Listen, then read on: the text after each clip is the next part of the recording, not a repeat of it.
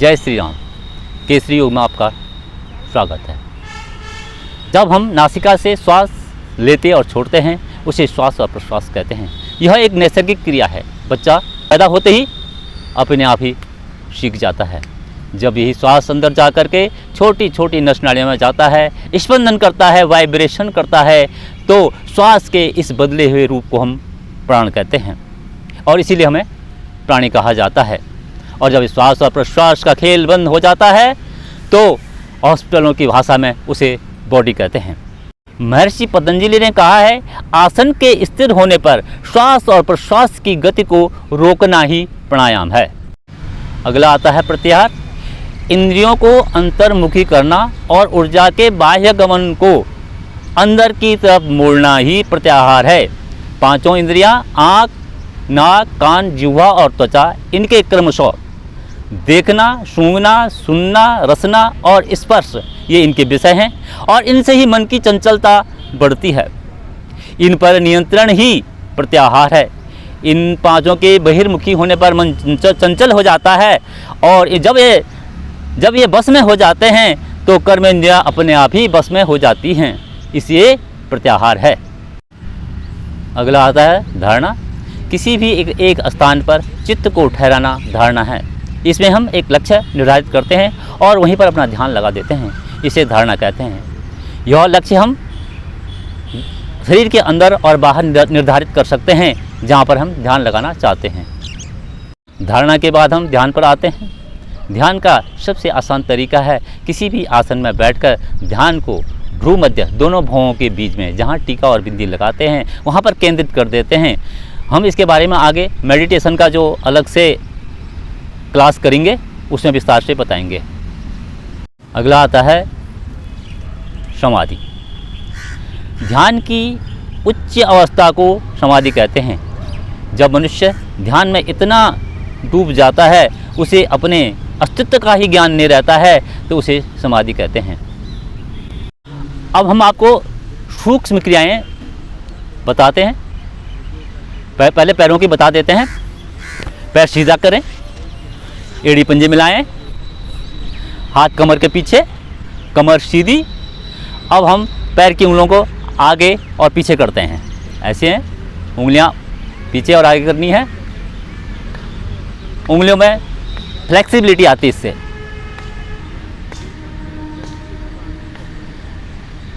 नसों में तनाव खिंचाव के कारण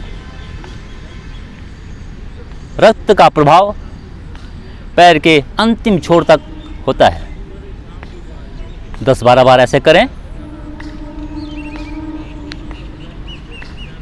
एड़ी पंजे मिलाएं, पंजे ताने आगे की ओर, पीछे की ओर, आगे पीछे, घुटने नहीं मुड़ने चाहिए, आगे पीछे करते जाएं। पैरों की हड्डियों में इससे फ्लेक्सिबिलिटी आती है, लचीलापन आता है,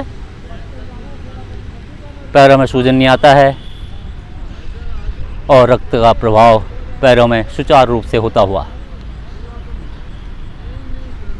करते जाएं 10-12 बार। ये सूक्ष्म क्रियाएं हैं। आगे के आसनों में इससे सहायता मिलेगी, आसानी रहेगी। पैर खोल दें, थोड़ा विश्राम, फिर एड़ी पंजे मिलाएं, पंजों को ले जाएं दाएं तरफ, घुटने नहीं मुड़ने चाहिए। छोटी उंगली आसन से टच करती हुई धीरे धीरे मध्य में आते हुए बाएं तरफ, दाएं बाएं, धीरे धीरे।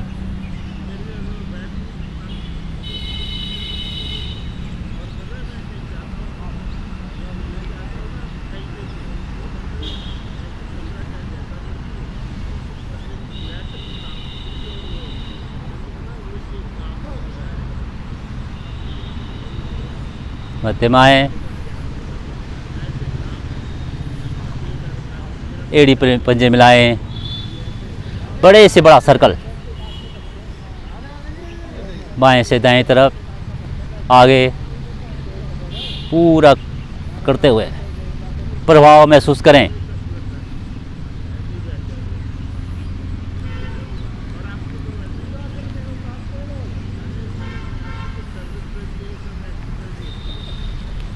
आठ 10 बार करें।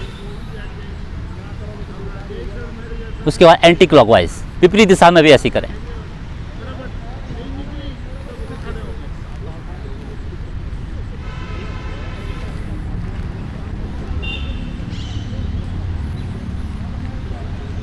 पैर खोल के विश्राम।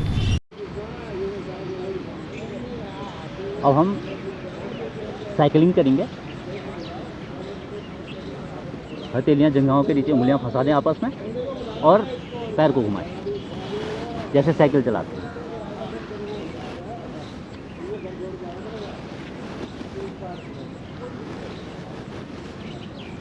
घुटने और नितंबों की हड्डियाँ फ्लेक्सिबल हो जाती हैं, लचीलापन इससे आता है।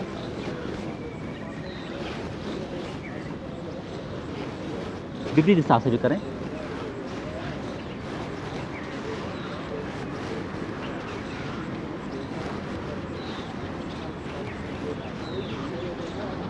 यही क्रिया आप बाएं पैर से भी करेंगे।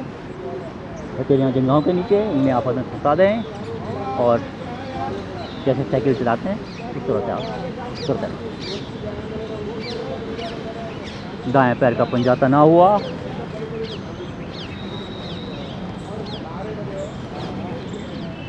विपरीत दिशा से भी। ये सूक्ष्म क्रियाएं हैं। आगे के आसनों में सुगमता होती है इनको करने से।